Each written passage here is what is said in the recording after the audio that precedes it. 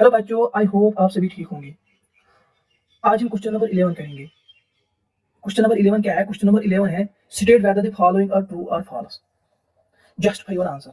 Mean जो नीचे statement दिए गए हैं आपको देखना है ये स्टेटमेंट ट्रू है या फॉल्स है। अगर ट्रू है तो हमें जस्टिफाई करना है आंसर, अगर फॉल्स है तो हमें जस्टिफाई करना है फॉल्स कैसे है। ठीक है, तो अगर मैं पहले पार्ट की बात करूं, पहला पार्ट क्या है? पहला पार्ट है the value of tan a is always less than 1। Mean the value of tan a is always less than 1।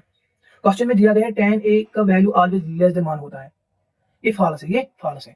कैसे फॉल्स? tan का वैल्यू कुछ भी हो सकता है, ठीक है, लेस देन 1 भी हो सकता है, ग्रेटर देन 1 भी हो सकता है, इक्वल टू 1 भी हो सकता है। तो मैं लिखूंगा सॉल्यूशन में फॉल्स। क्या लिखूंगा?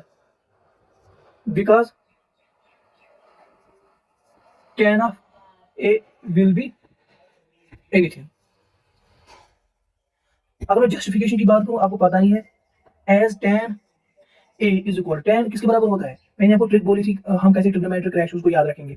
पंडित बाई पंडित, हरी हरी बाई। ठीक है, ये साइन था, कॉस था, tan था। tan किसके बराबर है? Perpendicular divide by base.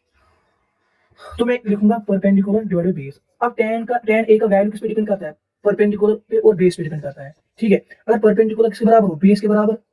अगर परपेंडिकुलर ग्रेटर देन बेस के बराबर, अगर परपेंडिकुलर लेस देन बेस के बराबर, ये तीन केस अराइज होते हैं। ठीक है, तो अगर मैं पहला केस लूंगा perpendicular is equal to base, if perpendicular is equal to base, इसका मतलब क्या है?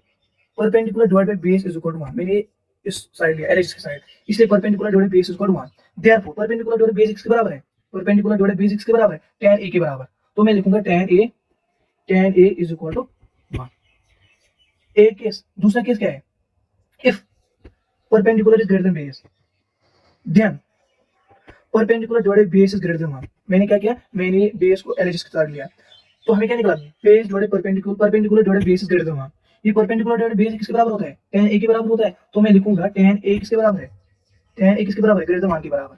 ठीक है, तीसरा केस क्या है? If perpendicular is less than base, then perpendicular divide base is less than 1। आपको पता है परपेंडिकुलर डिवाइड बेस किसके बराबर होता है? Therefore tan a is equal two is less than 1। ठीक है, ये तीन केस अराइज होते थे। इसका मतलब tan a का वैल्यू सिर्फ लेस देन 1 नहीं होता है, बल्कि इक्वल भी 1 भी हो सकता है, ग्रेटर देन 1 भी हो सकता है और लेस देन 1 भी हो सकता है। ठीक है,